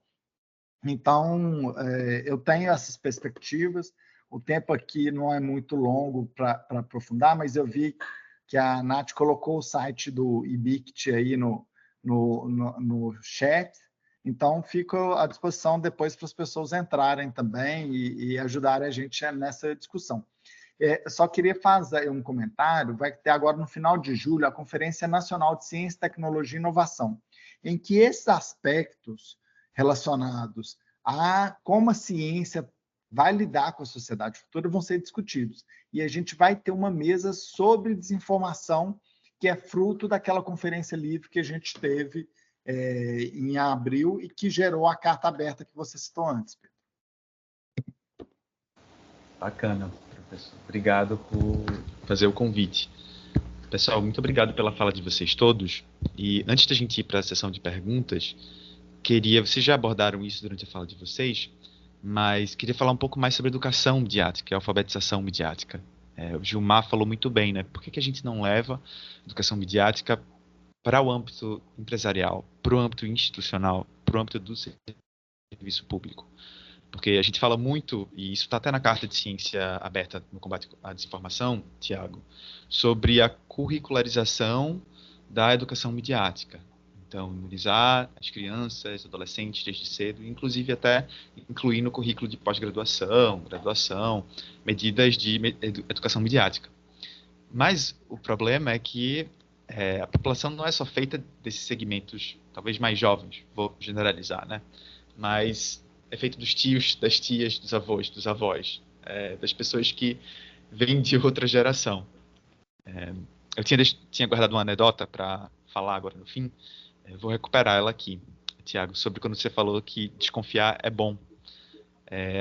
No primeiro ano da pandemia, em 2020, eu pude fazer parte de uma campanha contra a desinformação no contexto da pandemia. A minha instituição, Lapin, trabalhou para fazer uma campanha que atingisse as pessoas e pudesse falar sobre a importância de se proteger contra a desinformação no contexto da pandemia, especificamente. A gente fez algumas peças assim bastante interessantes, publicitárias, e uma das respostas que a gente teve num post de Facebook, eu lembro até hoje, foi de uma pessoa desconhecida que não seguia a gente. Eu lembro até, acho que o nome dela era Maria Socorro. Maria Socorro falou assim: eu não acredito em vocês, pura e simplesmente, ponto final. E a gente respondeu: você está certa, não é para você acreditar, não é para você confiar de cara. Por isso, dá uma olhada no nosso material, porque a gente dá dicas de como ver que fontes são confiáveis, como você própria pode se informar de uma melhor maneira. Mas tem essa grande resistência mesmo, como eu tinha falado antes, né, de um aspecto que passa pelo afeto, né? As pessoas têm essa resistência a quererem sair da própria bolha.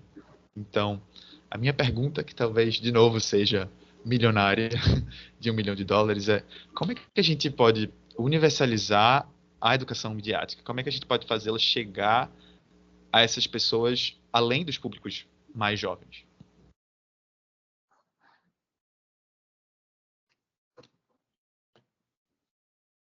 Começo eu dessa vez? Ninguém tem a resposta fácil, né? Tá. Eu falei que ela é milionária. Não, mas eu acho que tem uma questão. Quando as pessoas criam... todo mundo aqui lembra daqueles eventos de 2013, né? Que as pessoas se juntavam, foram para a rua, tudo, né? E eu lembro que naqueles eventos, quase ninguém sabia o que estava indo fazer lá. As pessoas estavam muito perdidas, né? Mas todo mundo se sentia um pouco em casa, se sentia acolhido. E eu acho que talvez esse seja o caminho, sabe? A gente está numa sociedade em que muitas pessoas vivem só, muitas pessoas não têm amigos com contato físico, muitas pessoas não têm grupos, né? As pessoas que se aposentam, elas são praticamente excluídas da sociedade, elas acabam ficando muitas vezes sem um plano pós-aposentadoria, né? Elas ficam em casa. E a gente precisa pensar nessa sociedade do acolhimento, de acolher essas pessoas. Não é porque a pessoa está com 70 anos que a pessoa não pode contribuir com a sociedade. Pelo contrário, tem coisas que talvez uma pessoa de 70 anos seja a melhor pessoa a contribuir, né? E, ao mesmo tempo, a gente tem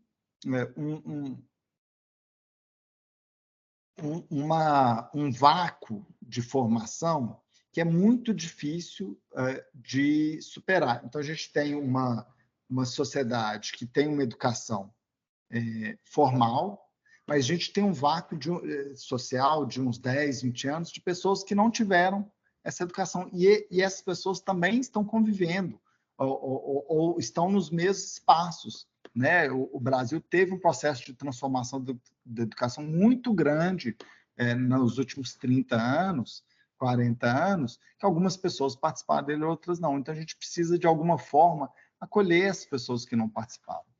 Agora, veja bem, a gente, esse acolhimento e essa compreensão dessas demandas de acolhimento da sociedade, eles atendem até certo ponto.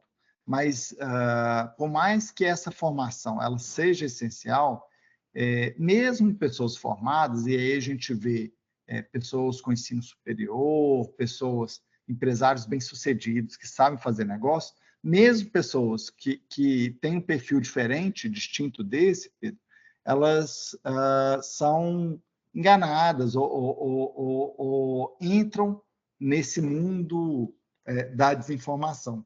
E a gente precisa, então, compreender que é necessário que essas organizações criminosas que se beneficiam da desinformação, elas sejam responsabilizadas, que elas tenham dificuldade de atuar.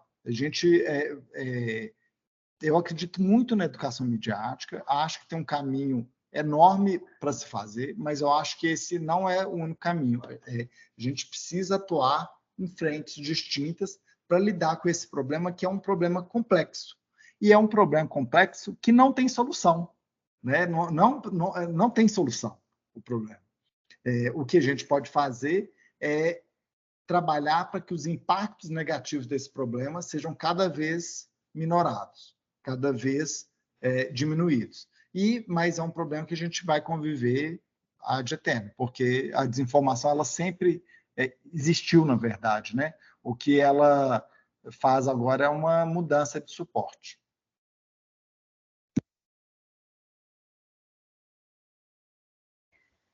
Eu vou passar na frente, se me permitir, aqui, porque talvez, diante do nosso pequeno atraso ali no início, talvez eu não consiga ficar até o último minuto aqui com vocês, em função de outro compromisso agendado. Eu estou mais ou menos na linha do Thiago, assim, porque até foi interessante que eu estava refletindo uma coisa para falar e ele entrou com essa ideia de, em 2013 as pessoas foram para a rua, não sabiam nem por que estavam indo, mas estavam indo. Isso me remete ao que eu estava refletindo sobre, né? Historicamente, a sociedade se organiza em rede. Elas só não estavam no mundo digital, mas a gente tem as redes, né? A gente tem as redes de convivência, de contato, de apoio, de acolhimento, enfim, a gente vive socialmente, né, nessas redes de outros seres humanos com quem a gente convive. E quem leva isso para frente são as nossas referências nesses espaços, né? São as lideranças. Então, num ambiente escolar, acadêmico, o professor é essa liderança, muitas vezes, né? Mas não só ele, mas, enfim, dando um exemplo, né? Numa igreja, o pastor, o padre, né? O reverendo, enfim, é a liderança. Então, assim, existem pessoas influenciadoras. Eu estou fazendo um recorte aqui e voltando para trás para pegar o gancho do Thiago um pouco ali, mas refletir sobre essa palavra que é tão falada hoje, né? Do influenciador digital. Né, que aí a gente está entrando nesse ambiente das redes, que era toda a nossa discussão. A pessoa fala e porque ela é aquela pessoa que tem milhares de seguidores, muita gente vai atrás do que ela fala. Então, acho que a pessoa, independente da faixa etária, mas a que está circulando nesses ambientes, ela tem os seus influenciadores. Ela tem vozes, né, as quais ela segue, ela escuta, ela acredita pelos motivos dela, pelas crenças dela. Então, a gente está buscando, e estou usando esse exemplo porque a gente está buscando no Verifica RS, que foi uma ação emergencial que a gente mobilizou aqui, porque daqui a pouco começou a se formar grupo de resgate do bairro não sei o quê, grupo de abrigo digital não sei o quê, era grupo, né? E aí nesses grupos, o que acontece? Desinformação.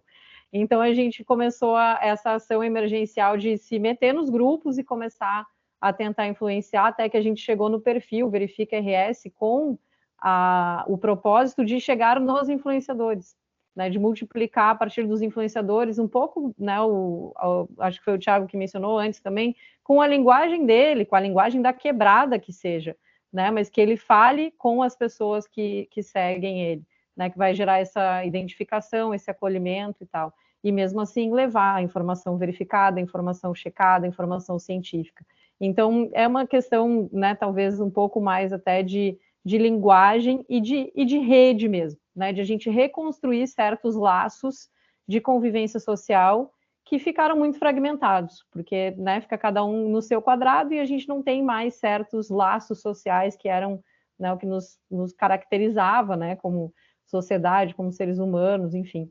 Então, nessa nova sociedade, a gente precisa reconstruir esses laços também a partir, né, de boas influências e de informação também confiável nesses espaços. Então, é uma reflexão mesmo, de novo, né, mais uma, mas a gente está tentando, né, no nosso caso aqui, numa dimensão, né, menor, mais localizada, enfim, mas é um caminho a se buscar, né, de a gente estabelecer laços sociais a partir também da influência digital, né, já que ela faz parte da nosso cotidiano. Obrigado, professora. Gilmar.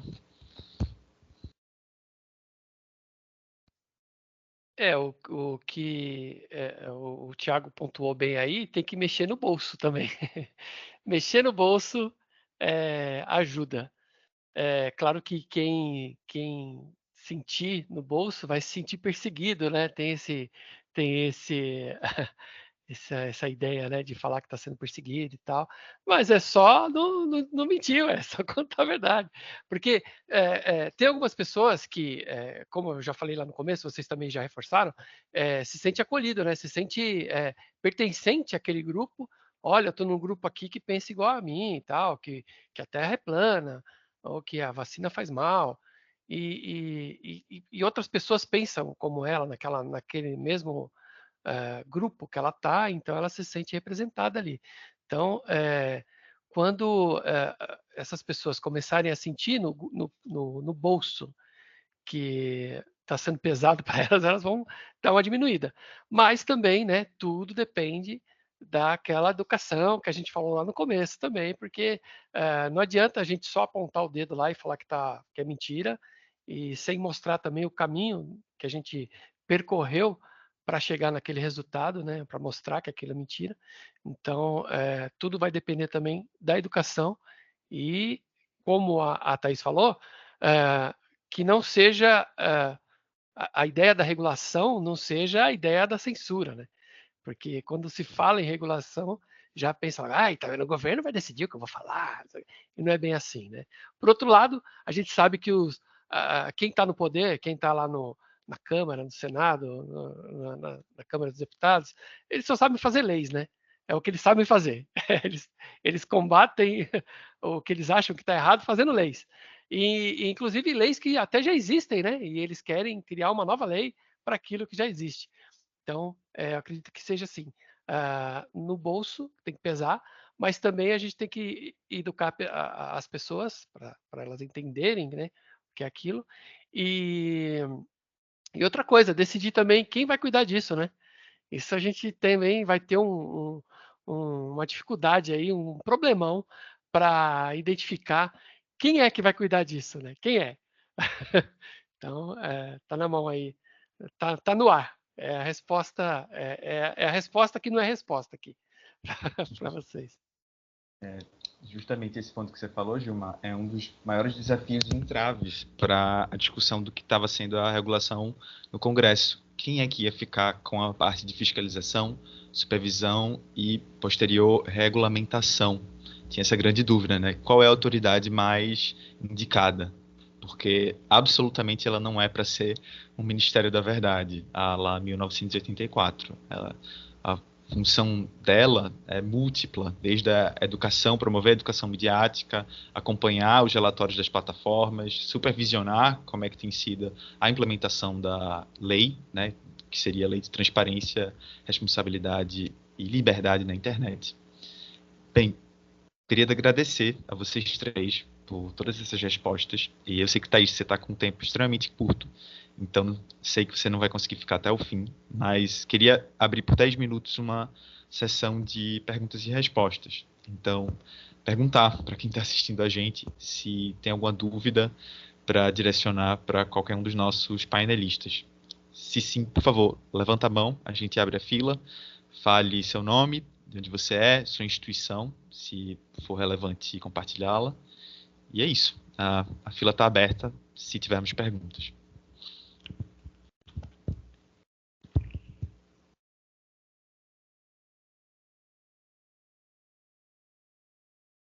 Dou-lhe uma, dou-lhe duas.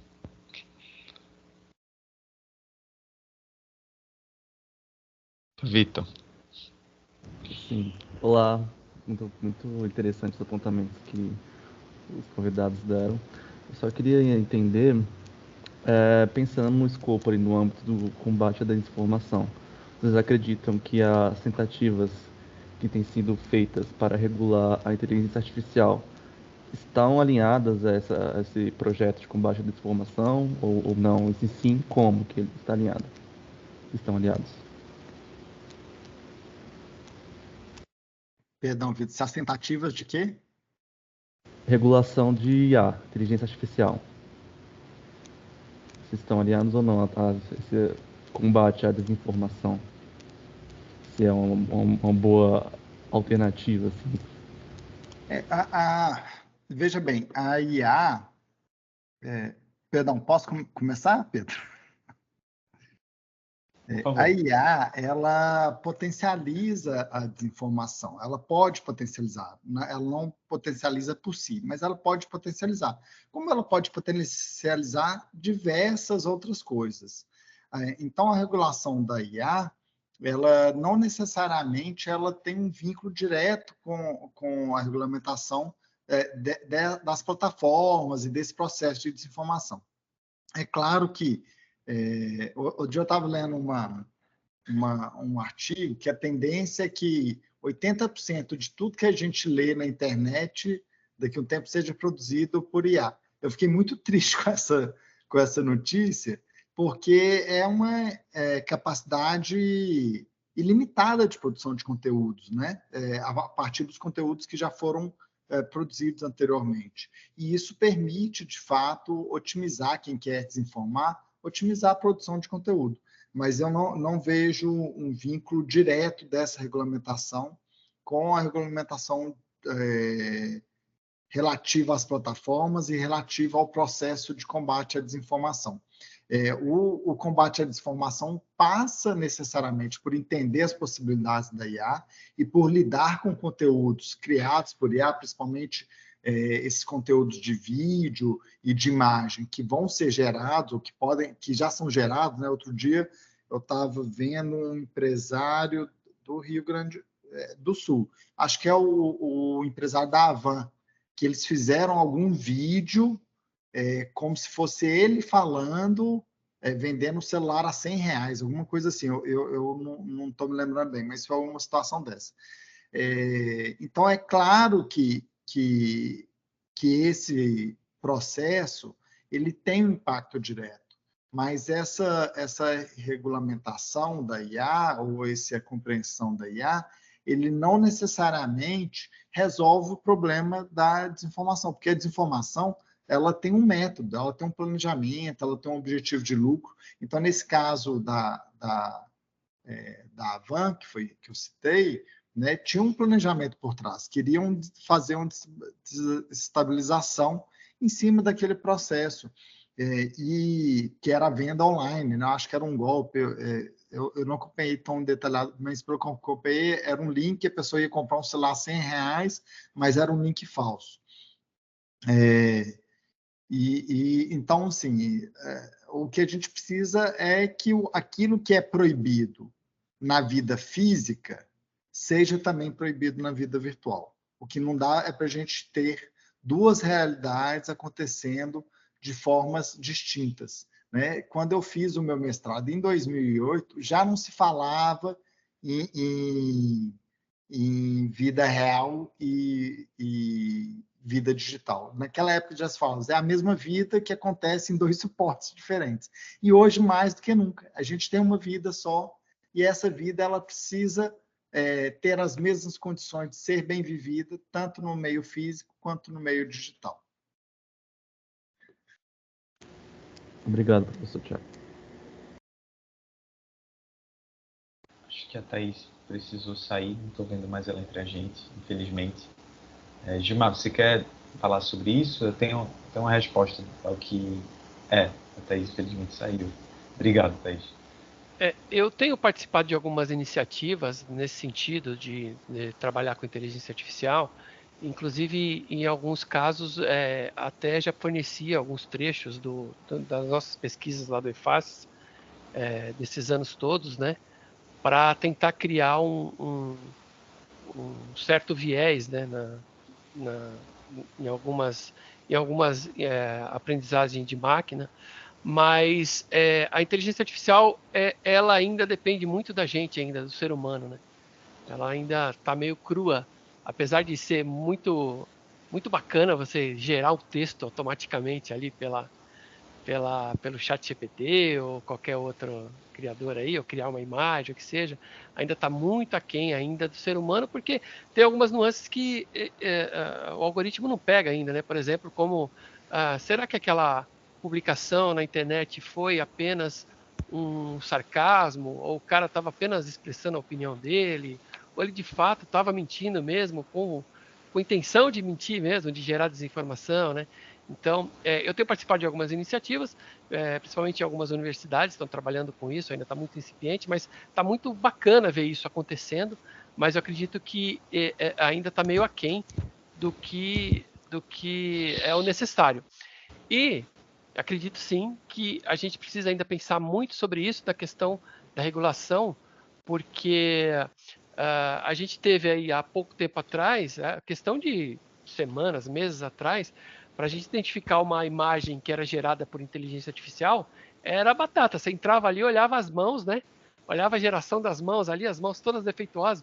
Agora já tem trechos de inteligência artificial que trabalha exatamente com as mãos, para deixar as mãos perfeitas, né? Então a gente já está tomando já um tombo disso aí. Por outro lado, a gente também tem acesso a ferramentas que usam inteligência artificial para detectar as probabilidades daquela imagem ser falsa ou ser verdadeira. Mas também é assim, aquela corrida, né, de gato e rato. Uma ferramenta é criada, a inteligência dá um salto e consegue driblar aquela ferramenta e assim vai indo, né? Então, a gente ainda está meio aquém, mas eu acredito que é questão de pouco tempo aí para isso se tornar uma realidade e deve ser controlado sim. Isso é um grande desafio, né? Quando a gente pensa em inteligência artificial e desinformação, o potencial é enorme para que o efeito devastador daquilo que engana seja maior. Ao mesmo tempo, não é como se a ferramenta fosse... O modelo de aprendizado de máquina, como o Rafael está falando aí, fosse apenas usada para esse sentido, né? Um dos exemplos que a gente fala num dos cursos da HiveMind é justamente como combater a desinformação ou o discurso de ódio com humor. Como o humor pode ser uma narrativa, uma espécie de contranarrativa. E, falando em deepfake e desinformação, vocês devem estar familiarizados com, talvez, o trabalho do Bruno Sartori. O Bruno Sartori é um jornalista e deepfaker. E, durante a pandemia, as deepfakes dele foram muito populares. Ele pegava figuras populares políticas e colocava-as nos cenários e contextos mais humorísticos ou ridículos. Então, assim, há também um potencial de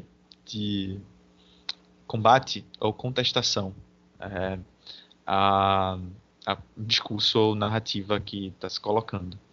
De todo modo, é um desafio grande, sim. A gente precisa lidar com como as regulações que estão vindo de inteligência artificial, o marco de inteligência artificial que está sendo debatido no Congresso, Vitor, vai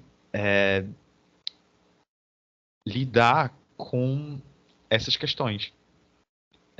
Eu estou atualmente integrando um dos grupos de trabalho do C20, que é um grupo de engajamento da família do G20, que esse ano é sediado pelo Brasil, e numa das recomendações sobre integridade da informação, nós falamos justamente sobre isso, como é preciso prestar atenção não à regulação do conteúdo em si, mas como os modelos generativos podem afetar o espaço de integridade da informação.